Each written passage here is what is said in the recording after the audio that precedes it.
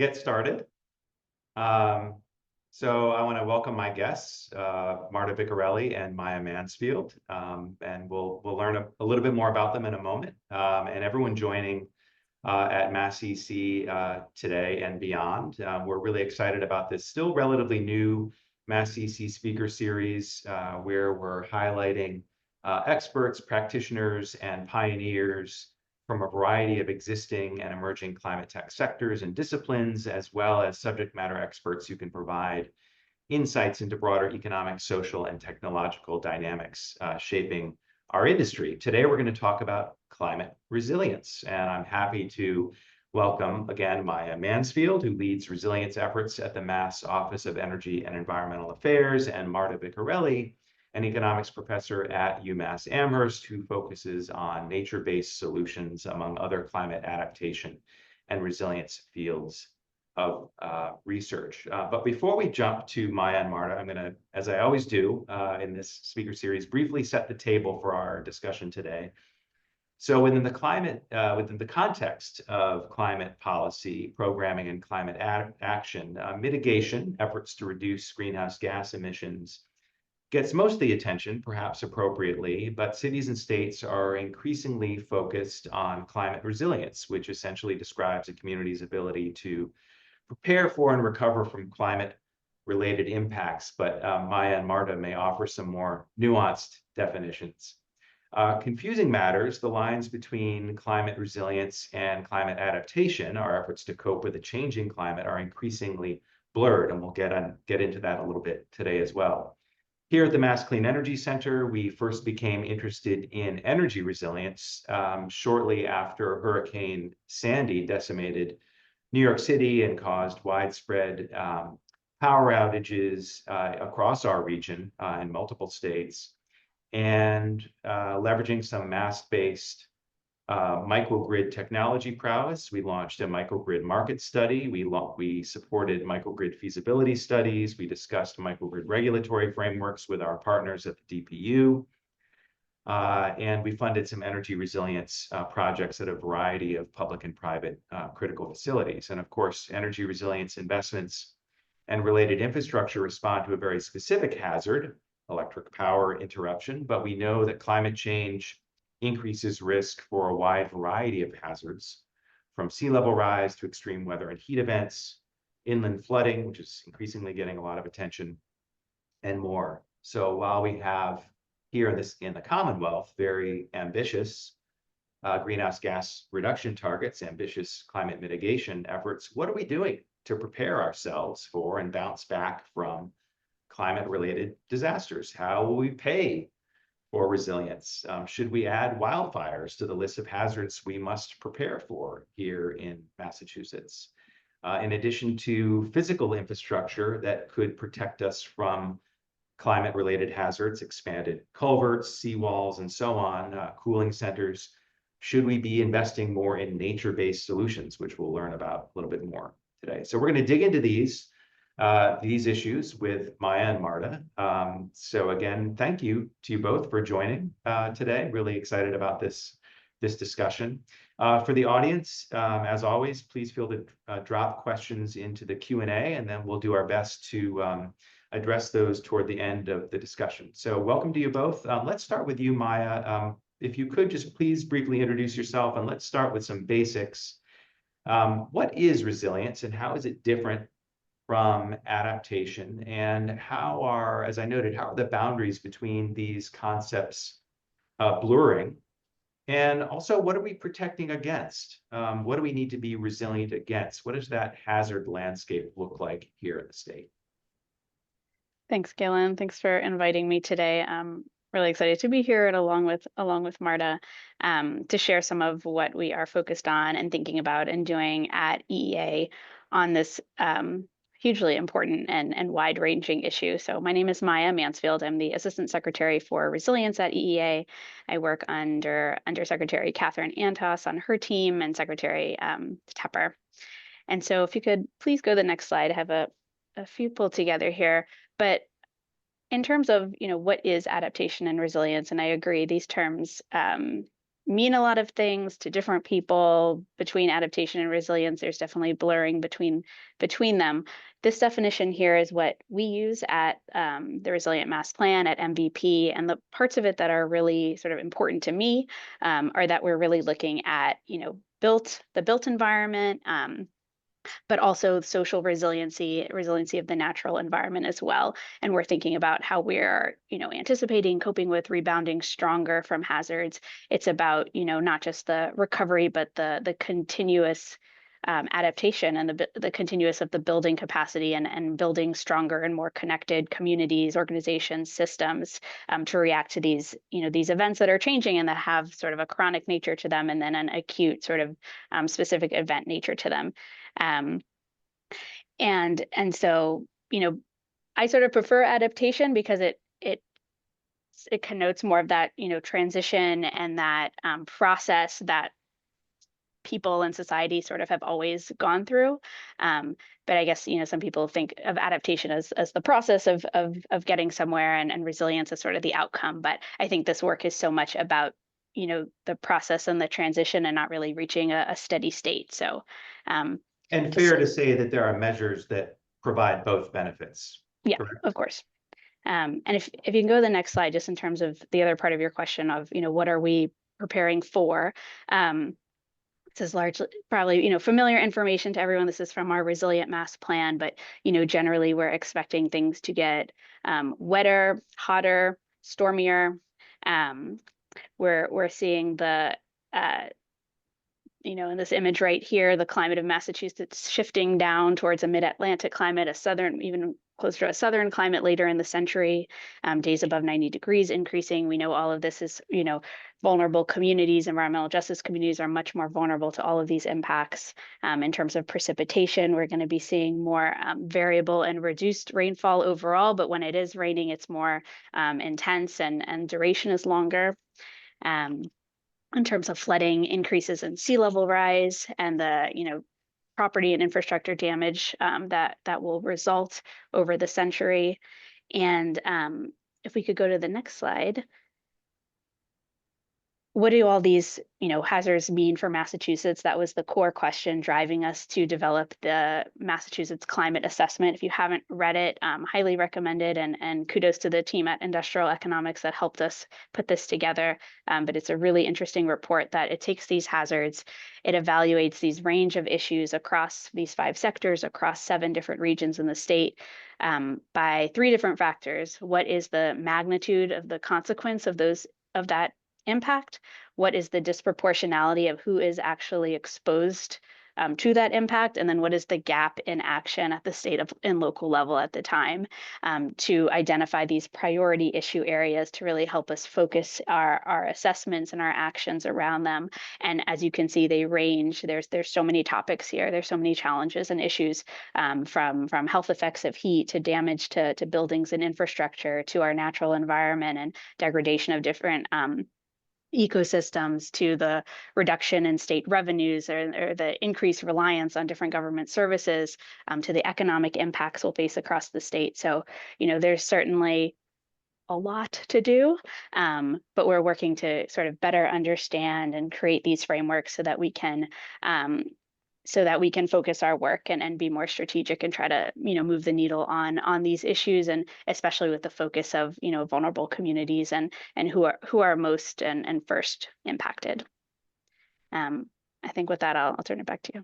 Thanks, Maya. No, that's it's pretty overwhelming, actually, just kind of the expansiveness of and the extent of the challenge. So now that we do have a better handle on that, at least at a high level, what the challenge landscape looks like, let's turn to you, Marta. Let's talk a little bit about solutions, which my understanding tend to be bucketed into 2 big categories, into man-made and nature-based solutions. I know that you've focused a lot of your attention and have developed expertise around nature-based solutions. So let's talk about those a bit. What are some of the advantages of nature-based solutions versus man-made solutions? Perhaps you could touch on what are some of the more innovative nature-based solutions as well. Thank you. Uh, yes, so just to briefly introduce myself, I'm an assistant professor of economics and public policy at the University of Massachusetts Amherst. I also work a lot with the School of Earth and Sustainability, and as you can see from the top right of this slide, I'm also part as a MS scholar at the European Mediterranean Center on Climate Change, which is based in Venice, in Italy. My research focuses on environmental economics, but I'm particularly interested in nature-based solutions. Next slide. And what are nature-based solutions? This is just a quick outlook overview from the World Bank. Nature-based solutions are ecosystem-based interventions. You can think about wetland, coral reefs, forests, reforestation and forested areas. I wanted to share with you a definition just to contextualize, and this is a worldwide definition that was presented, next slide, that was presented, introduced by the United Nations Environment Assembly. And you see in the definition just below, NBS as nature-based solutions, or NBS as actions to protect, conserve, restore, sustainably use, and manage different types of ecosystems, natural or modified, terrestrial, freshwater, coastal, marine. And an additional component in this is that these solutions have to address social, economic, and environmental challenges in an effective and adaptive way, and in correspondence also to what Mia was saying before. And simultaneously provide human well-being, ecosystem services, resilience, and biodiversity benefits. I wanted to give you a very quick overview of the status of nature-based solutions right now in the world, and an outlook in answer to your question, Galen, on are they effective? Are they cost-effective? Where are they helpful? Next slide. So we're going to answer these two questions very briefly. And one big challenge when you think about nature-based solutions is that because of the nature of these interventions, which include ecosystem-based elements, because of the nature of the interventions, the evidence is scattered across very large literature. So it's very difficult to identify scientific evidence. Next slide. However, over time, in the past 20 years, there's been a growth in scientific literature investigating these types of interventions. And there is always an uptick after major international agreements, like after climate agreements in Paris, 2021, COP21, 2015, COP21. Next slide. I brought here for you two articles that show evidence of nature-based solutions. The one on the left-hand side is a global review trying to assess whether nature-based solutions are effective for climate change adaptation. And the answer was yes, and they found substantial significant evidence worldwide. And on the right-hand side, you have another global review published in Nature Sustainability, to which I participated, that tried to assess whether nature-based solutions are effective for ecosystem-based disaster risk reduction. So you can think the left and the right of this slide are essentially trends, climate change adaptation to changing climate trends, and on the right-hand side, nature-based solutions in response to extreme events. Next slide. Because of this growing evidence, there's been growing interest in international framework agreements and regional and national policies in relation to nature-based solutions. And you can probably identify the last one on the right-hand side. In 2022, the White House published the roadmap for the expansion of nature-based solutions. Next slide. In answer to your question, Galen, about effectiveness, efficiency of nature-based solutions, we found in our study published in 2024, so this is another review. In our 2024 study, we found that nature-based solutions are cost-effective. And in this map represents the observations collected as part of our study, and yellow indicates nature-based interventions that were found cost-effective in the scientific literature that we collected for the study. And blue indicates nature-based solutions that were sometimes cost-effective. And we essentially found next slide, that 71% of studies found nature-based solutions cost-effective, and 24% found them cost-effective under certain circumstances. No study found nature-based solutions not cost-effective. Next slide. We also, in answer to your point about nature-based solutions versus engineering-based solutions, we also found that 39% of the studies in our database compared nature-based and engineering-based solutions. When you think about engineering-based solutions, are strategies that do not include any nature-based element, essentially. And in this comparison, 65% of studies found that nature-based solutions were more cost-effective than engineering-based solutions, and 26% found them more cost-effective under certain circumstances. Again, no study found that nature-based solutions were less cost-effective than engineering-based solutions. Why is that, and is it surprising? Can we go to the next slide, please? Oh, but actually, I left this here in case you share slides, because this shows the breakdown for different types of nature-based solutions in terms of cost effectiveness. So you can actually see which ones were found cost effective across different types of ecosystems. Next slide, please. So we're not surprised by the fact that nature-based solutions are very cost effective because they bring many benefits. They bring protective services. When you think about protective services, you can think about disaster risk reduction, but they also provide other regulating services. For example, carbon capture and sequestration, pollution mitigation, heat regulation. You were mentioning also before possible, actually you, Mia, were mentioning heat wave impacts. So nature-based solutions and urban forests can provide relief in this light. But they also provide additional services like provisioning services, meaning provision of food, livestock fodder, fuel wood, and even genetic resources and biotechnological resources, and then cultural services, recreational services, but even spiritual services in some cases. So the challenge, however, is to measure all these benefits, and that's a different type of conversation. But when benefits are measured, automatically nature-based solutions emerge as very cost-effective strategies. Next slide, please. One observation that I wanted to share is that nature-based solutions should be always based in biodiversity. So when you think about nature-based solutions, don't think about a monocultural intervention, but think about an intervention that reflects the geoecological conditions of the area. Next slide, please. And this is just an observation about the fact that nature-based solutions are primarily funded by the public sector, as probably many of those familiar with nature-based solutions have already guessed. And this is maybe for a conversation later about what does it take to upscale nature-based solutions. We need to face funding and financing strategies. Thank you. Next slide.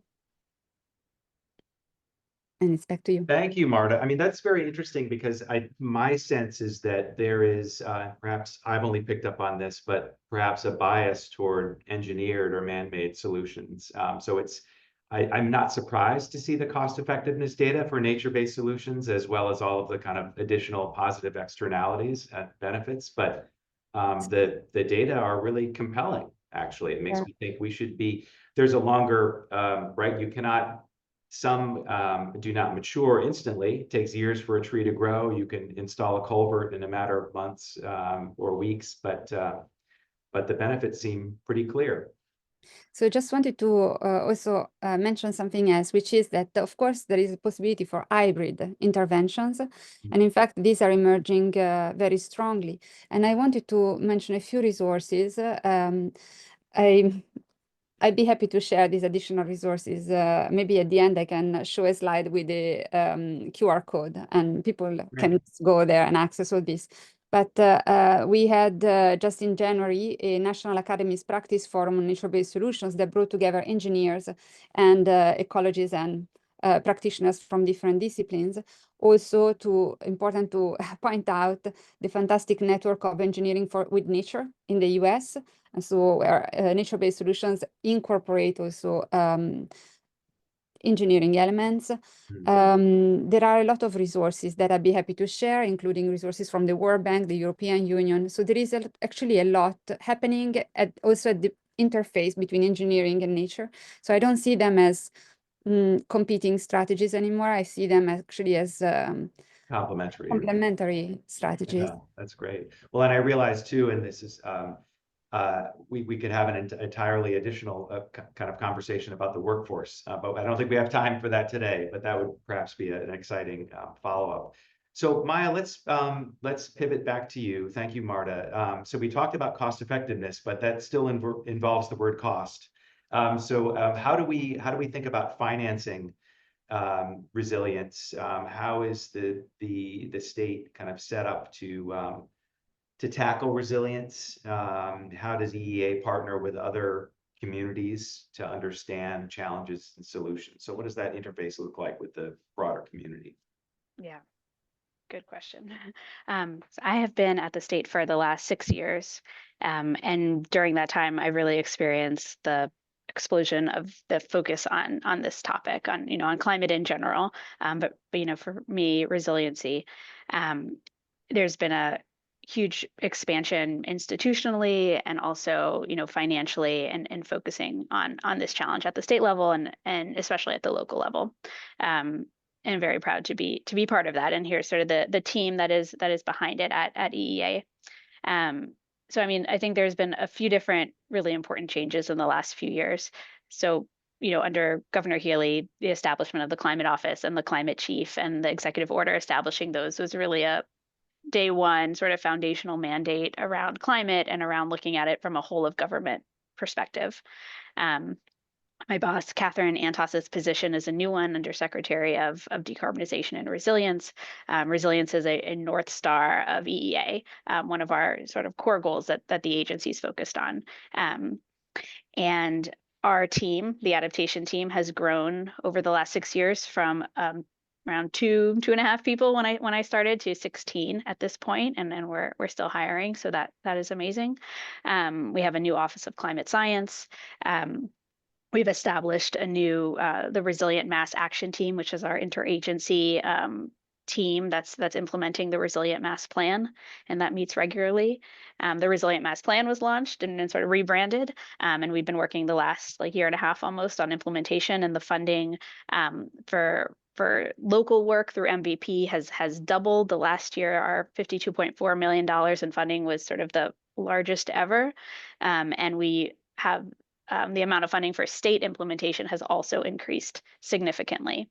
And there's been some new advisory boards, and really a focus with this administration is ensuring that we're partnering with subject matter experts and local partners and people who are sort of in the field and experiencing these impacts and can really vet ideas and share feedback and help direct priorities. And so, 2 groups that have been established in our team over the last few years, the Community Climate Advisory Council, which is run by Oleander Stone, and our Climate Science Advisory Panel run by Edwin Sumargo and the Climate Science team. And these are really 2 important groups that meet regularly to advise us on making sure we're using the best available information. We understand what's going on in the field. We're understanding the experience of municipalities and partners, and we're developing tools and programs that are responsive to those. Next slide, please. And just sort of a look into what our team actually looks like at EEA, the people in that picture on the previous slide. So we are set up to accomplish sort of our core goals in terms of resiliency. And those are, one, making sure that the state is working from and has the best available data around climate hazards and impacts, and that it is understandable and accessible by state staff and also local partners, that we are implementing our state plan, and that we're building capacity at the local level with our municipal and community partners to identify, cultivate projects, and get those projects funded and implemented. And I'm sorry. Sorry, my screen just went away. All right, we're back. And so the groups in that space underneath the adaptation and resiliency team here, we have our resiliency policy team. We're hiring right now a director of resiliency and finance to help us really build out our resilience funding and finance work that I'll speak to a little bit later. The Office of Climate Science, as I mentioned, this is a new team as of the last year and a half, 3 climate scientists who are working with agencies, municipalities, federal partners on building out sort of the data that we have at the state level, and then MVP as well, which is really, our first and our flagship sort of program around resiliency. And that's, an exceptional team of folks that are really constantly working to evolve this program to ensure we're meeting the needs that we're hearing about. And As for I those mentioned, who aren't aware, just sorry to interrupt, oh yeah, but for those who aren't aware, that's the Municipal Vulnerability Preparedness Program that Maya just referenced. yes. I mentioned the Resilient Mass Action Team, and so that is where we work across agencies on sort of a range of actions and projects beyond sort of EEA's work. EEA is probably 75% of the plan, but there's some core actions across government, that stretches from working with housing livable communities on resiliency and public housing authorities, Department of Public Health on heat alert and heat related outreach programs, labor and workforce development on their work in terms of public sector outdoor workers, the MBTA and MassDOT, across their system. So there's so much going on, and there's climate resiliency related work roles in all of these agencies at this point, which is really exciting and important. And then on the next slide, I just had a quick shout out to MVP, and this is really I think the heart of a lot of our work. We're very proud that the entire state is engaged in the program, that we've been able to fund almost $200 million in funding over the last 5 to 7 years of the program. We're very proud of the team that has all been there from day one, and continues to be. And then we're very proud of this MVP 2.0 program, which was our take in the last year of resetting the MVP program after this first 5 years to say, okay, what has changed in 5 years? What do we now know? And how do we better center equity and environmental justice into this program, and so that we are bringing together a more representative group from communities to understand, so the core issues and impacts and vulnerabilities facing the community, and identify those priorities to move forward, and also receive some upfront funding in order to just start a project right away. And we're seeing sort of new projects emerge from that program already. And now we're trying to work on how we continue to fund and finance all of this, really critical work that's emerging from the local level. I think I'll pause there and maybe get more into the finance space next. Yeah. Yeah, thanks. That's a wonderful overview. It's more than I was aware of. It's really impressive.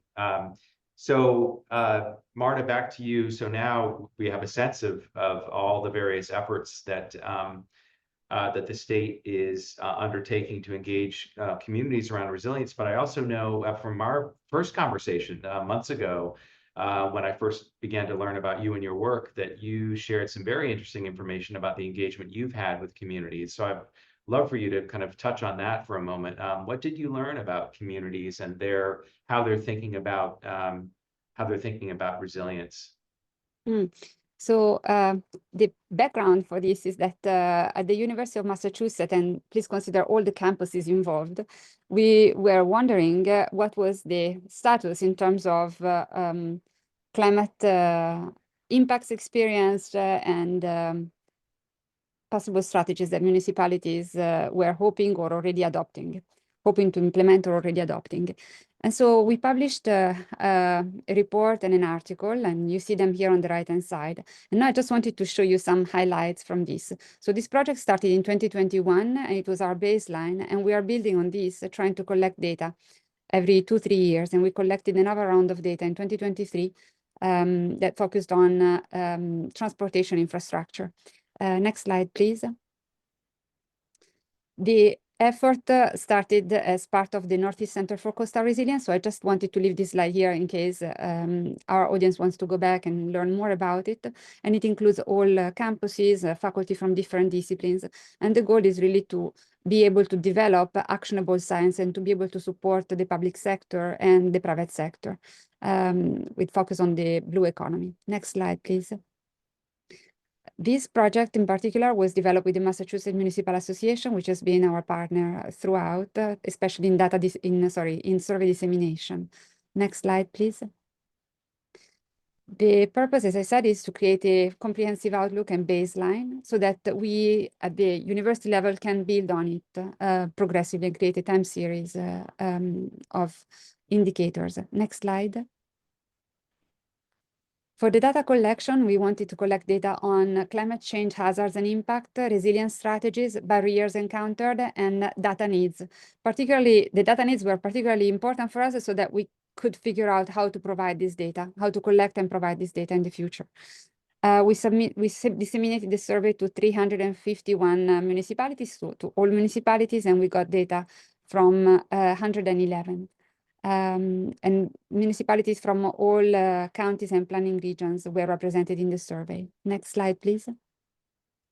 These are our municipalities, just to have a quick outlook. Next slide, please. So impacts first. Next slide. 99% of respondents have already observed the impacts of climate change in their municipalities based on the survey. That was a big number for us. And we also were able to learn a little bit more about the type of impacts. These results echo what Maya was describing before in the wonderful Massachusetts assessment on climate change. Next slide, please. We found impacts on wastewater management, wastewater habitat degradation. So these are, in looking at this graphic, dark blue means strongly affected, lighter blue mildly affected, and then teal is not affected. And yellow means we anticipate impacts in the future. So this is just to give you a general sense. I'm going to go a little bit quick on the slides on impact because we already had an overview from Mia, but essentially there is echo of what has already been said. And here you just find a lot of detail in terms of the impacts that were reported by municipal officials. Also, in case you're wondering who answered the survey, the respondents were municipal officials, members of the Massachusetts Municipal Association, primarily mayors, sustainability managers, town managers, etc. Next slide, please. These are infrastructural impacts, and as you can see in terms of the amount of blue, just looking at the colors, you see that there are substantial reported impacts on infrastructure, from damage to dams or seawalls to disconnected roads, and also damage to ports and coastal and transportation infrastructure. Next slide, please.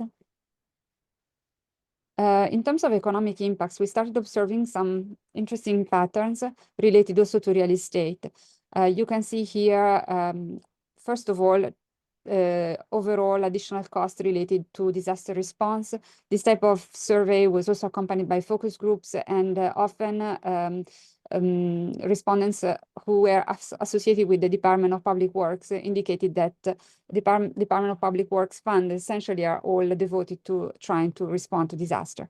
Then you can see also decrease in housing availability reported, difficulty obtaining home and building insurance. Also, if you see a little bit below here, decrease in property values due to climate change risk. This is creating overall a climate of housing insecurity. Next slide, please. So strategies, trying to be positive. And I have to say, I'm really super impressed. Our team was super impressed by how active municipalities are in trying to find solutions. In this graphic and the following, dark blue means that the strategy has already been adopted, and pink means they would like to adopt it. So you can see that it's basically complementary. Either they've already adopted the strategy or they are hoping to adopt the strategy. And this is for climate resilience planning. And you can see as a testament to the efficacy of the MVP program that performing vulnerability risk assessment is basically 86% and growing as a percentage. But yes, there is a lot of activity. This is just to give you a general picture. And then next slide, please. This is actually in parallel, the parallelism between engineering-based strategies and nature-based strategies. So this slide is about engineering-based strategy. And you see that 65% of municipalities has already adopted tidal barriers, levees, seawalls. 61% has adopted wet flood proofing strategies, also improvements or expansion of wastewater systems, improvement or expansion of stormwater drainage. Next slide, please. Now you're going to see the percentages for nature-based solutions. Can I actually ask you to look at the percentages in blue here? We start from 81%. This is the nature-based solutions. And then go back one slide for a second. 65%. So municipalities are already very active on nature-based solutions. Can you go back to the next slide, please? And you can see that land conservation stands out at the top, but also natural-based solutions to mitigate and prevent erosion, nature-based solutions to prevent flooding, to improve stormwater management, to reduce heat island effect. So these are all strategies that have either already been adopted or municipalities hope to adopt. Next slide, please. This is very encouraging. Yes, I think people are Thank you for amazing, sharing. honestly, considering the challenges that they encounter. And the challenges are essentially resources. We're going to see here in terms of the barriers that there are resource barriers, coordination and governance barriers, and data and information. Next slide, please. So in terms of resources, we were really impressed when we got these results. Essentially, 91% of towns indicated that they lack municipal staffing capacity. But if you look at cities, which are just below here, 85% of cities indicating having staffing capacity concerns. These are resilience and climate change are very complex issues, require a lot of resources, not only in terms of financial resources, but also in terms of human capital. So this is an indication that we need to be aggressive, basically. Other issues identified is challenges identifying funding sources and lack of grant writing capacity. Lack of grant writing capacity is still connected with staffing capacity at the end of the day. We particularly found more challenges in terms of grant writing capacity in small municipalities with limited budgets and limited staff. Next slide, please. Municipalities encounter some challenges in terms of coordinating efforts within their municipalities and across municipalities. However, large efforts have already been undertaken in terms of trying to achieve inter-municipal coordination, so regional coordination among municipalities. But that's, of course, a challenge. Coordination is always a challenge, and so that emerged also in our survey. Next slide, please. We were particularly interested in data and information resources that maybe we could provide as university. And something that stood out, I actually just invite you to look on the left-hand side at the beginning of the categories. It's always lack of technical expertise for something, essentially lack of technical expertise to assess fiscal and economic impacts, or technical expertise in natural resource management, on climate change hazards and impacts. We actually going back to what you were mentioning before, Galen, which was workforce development. We probably need to boost our human capital to be able to provide assistance. And some efforts are already in place. We know that the city of Boston is been developing the fantastic workforce development alliance to address climate change and boost resilience. Something that was interesting for us, if you look down here, insufficient high resolution local data. This was an interesting point for us in thinking about what we can do to help. And frankly, this is honestly an open call. If you have ideas about how we can help, let us know, because we really want to support in any possible way. And we found that the data most urgently needed to accelerate resilience include economic evaluation of local climate change impacts. So it's really the resolution of local climate change impacts that needs to be boosted. Next slide, please. You can skip this slide. It's just a summary of what I already mentioned. And And this is just a confirmation of what I said before in terms of information and data needs. You can move to the next slide, and it's just restating what I said. So economic valuation of climate change impacts is the most important. Many municipalities also reported local CO2 emissions data as an important type of data that they needed, probably because it's a requirement as part of certain grants. And so they were trying to acquire that type of data. And there are other types of data that emerge as important, particularly when thinking about how to intervene. So public health information is also another factor, but maybe we can talk about it when we think about indicators also for assessing the progress in resilience. And I'm done with this. Thank you. Great. Thanks, Marta.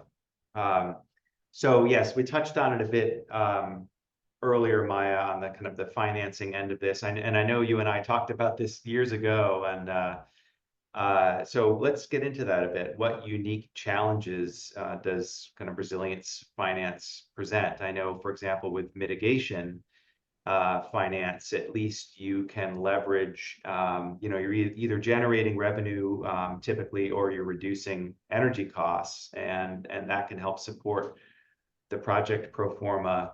But with resilience investments, despite the fact that they may be cost effective, there are often no immediate financial benefits, and they're difficult to measure. They accrue to multiple parties, so it's a tougher challenge. So I'd love to hear you talk about how you're beginning to approach this challenge.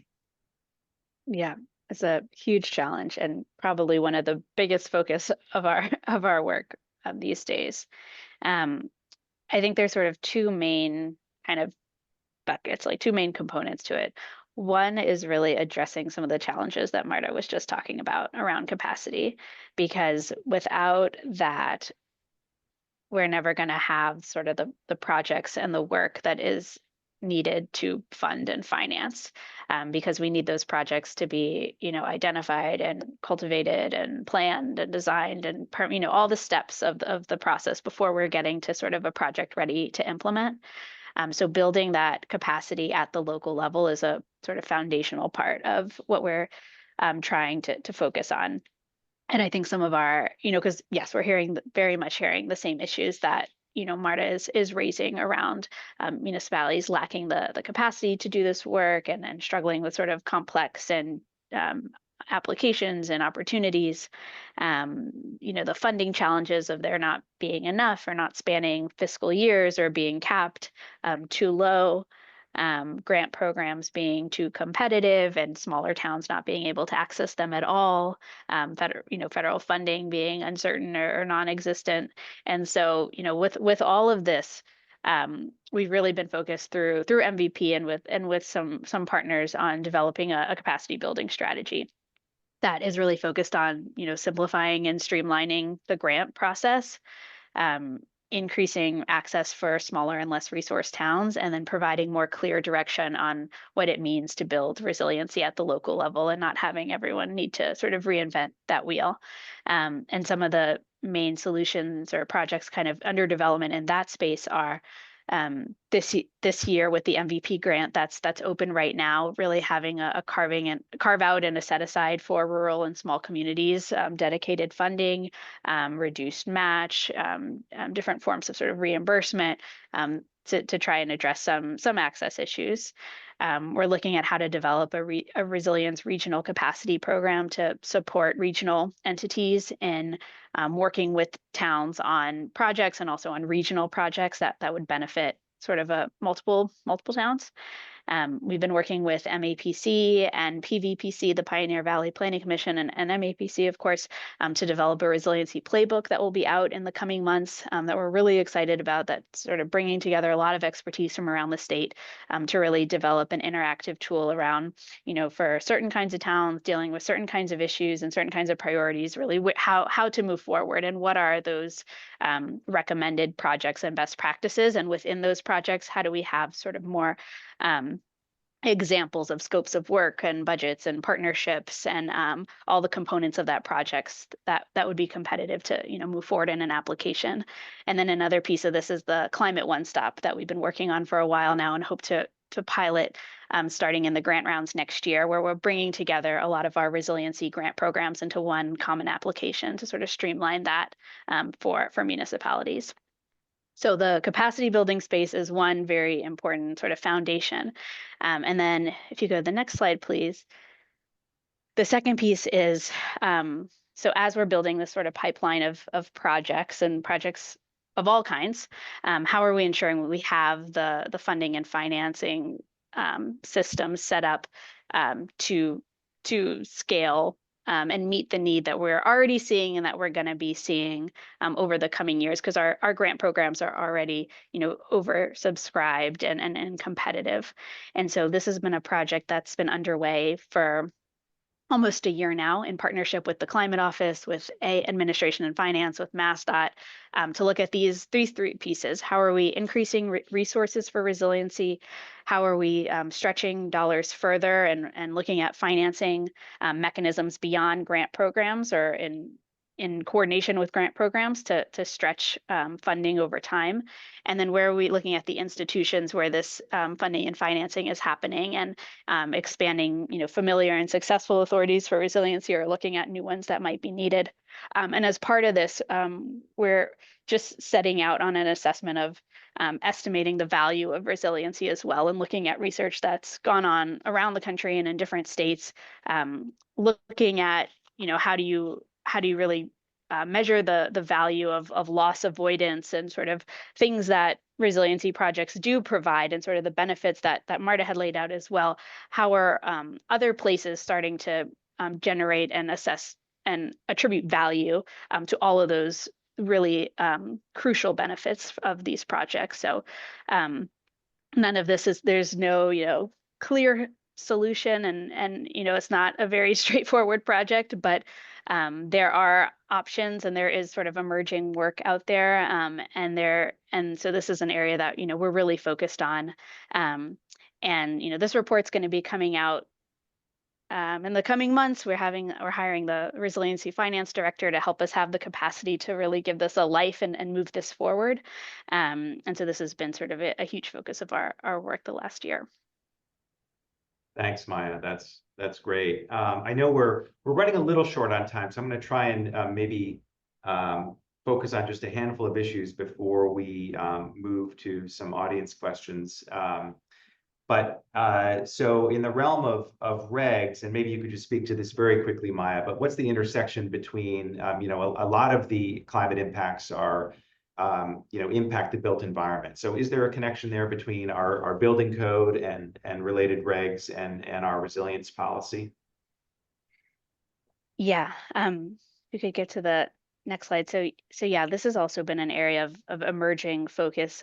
It's sort of directed in our plans and by the climate chief to really focus here. We've seen the events. MAPC did an incredible report recently looking at a 2010 flood event and how 96% of the claims for damages were outside of the floodplain. So we know that sort of the maps that we're using are not seeing the full picture, and the impacts are changing. And so this is an area that we've had some projects through FEMA and that are going to be continuing on, looking at the role of building codes and how to integrate resiliency more strongly and specifically in the building code, both in terms of flooding and heat. We're working more closely with the BBRS on the next edition of the building code, which they're just setting out to start developing, the 11th edition. We have our own resiliency tool that's meant to sort of generate climate exposure analysis and recommendations for design at the project level. And so how do we get more people using this tool, but also expand how it's working? And then working through our Office of Climate Science on new inland flood maps and models for the state, recognizing that the historic maps are giving us the right information that we need. So how do we have more up-to-date and advanced inland flood maps and flood maps for the entire state? We already have this for the coast, and we're using it in a lot of different ways, but how do we have this across the state? So a really core issue.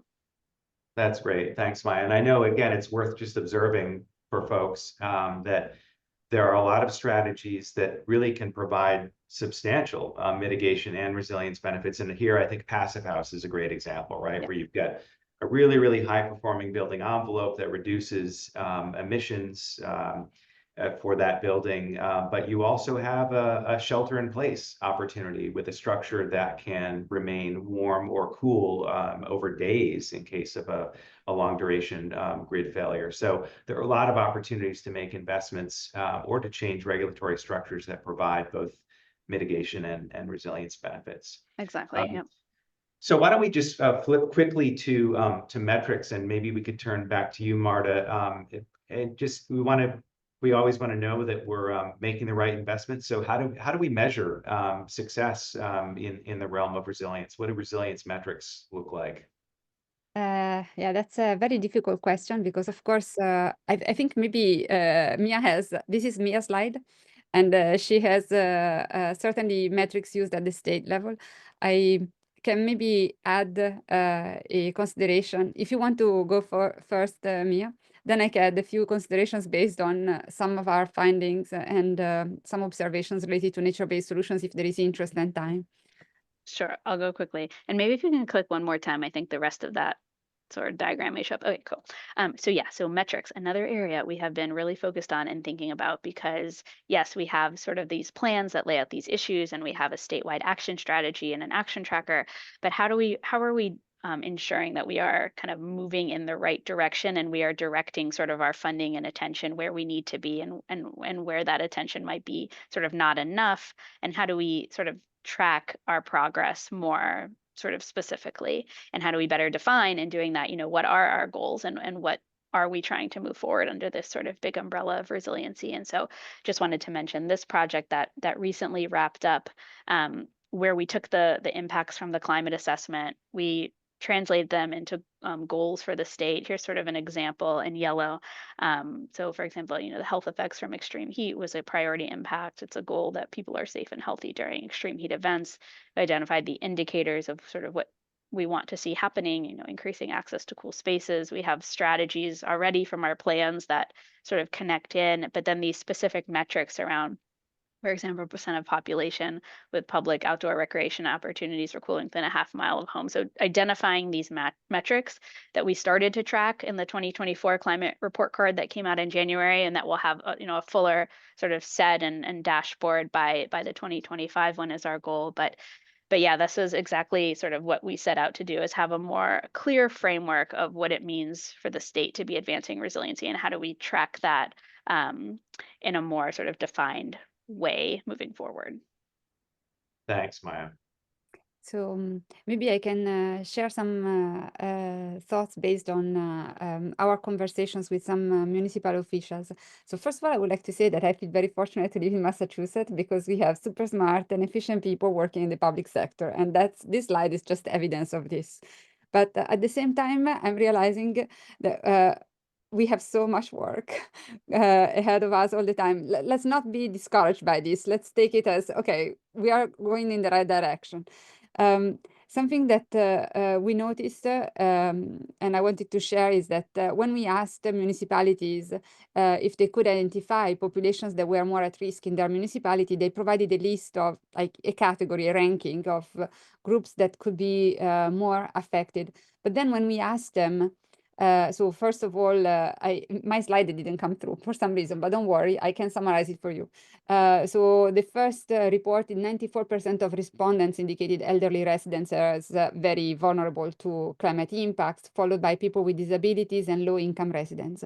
But when we asked municipalities if they were able to use any indicator in assessing progress or success in their strategies at the municipal level, less than 30% of municipalities indicated having access to employment statistics or food security metrics or health statistics or housing security statistics.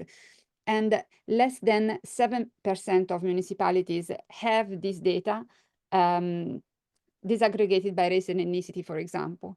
So we realized that from the point of view, this is like us thinking like academics for a second, we realized that it would be valuable if we were able to provide this data, But it's very challenging to provide data in the very low resolution. But it seems when thinking about, if we think about how do we amplify resilience efforts at the very local level, it requires planning, and planning requires data. Apparently, there is a little bit of data constraint at the local level. Maybe data is available, but municipalities don't know where to find it, or the data is not necessarily available.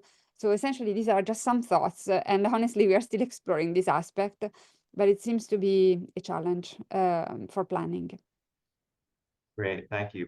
Well, maybe we can, I do want to turn to just a couple of questions that we have in the Q&A. I know that we had a few more slides we want to get to, and perhaps we will, but one here from someone who's tuned in, wondering how property insurance companies are engaged in this work. And of course, Maya and I, you and I, we both participated in the, I think, very well done climate insurance event that was pulled together by the City of Boston, the Green Ribbon Commission, and the climate office.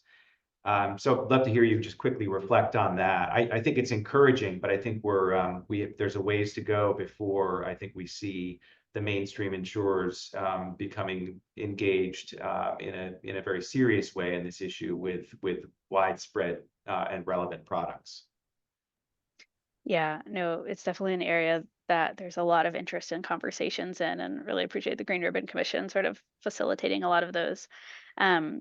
I think, yeah, at the state, we sort of followed up on many of those conversations because we do have so much shared kind of mutual interests with the insurance community around risk reduction and community risk reduction, and how to fund and implement these sort of larger scale projects that can reduce risk at a greater level than at the household level, but then sort of the disconnect between that work and how kind of insurance policies work. So it's definitely a really complicated and interesting space with opportunities for a lot of partnerships. And our new commissioner of insurance at the state, Commissioner Calju, is sort of right in the center of it, and he really gets this, and he's really focused on climate risk. So I think we'll be seeing a lot more there. And given that data has come up so much in this conversation today, right? I mean, everything I think we heard from insurers that day was that they could really benefit from much more data and much more granular data with regard to climate impacts. And I know that's come up multiple times here. So at least we share some of the same objectives with regard to what are the, some of the necessary next steps to take to begin to formulate those products. May I just mention something? I don't know how to share the link because it didn't come through in the slides, but if you're going to make the slides available, there's been also a resilience and insurance event on Friday, Climate Adaptation Forum.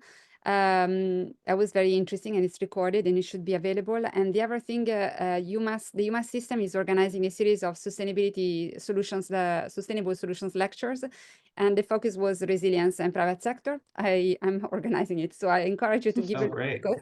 We actually had very good presentations focused on insurance and resilience.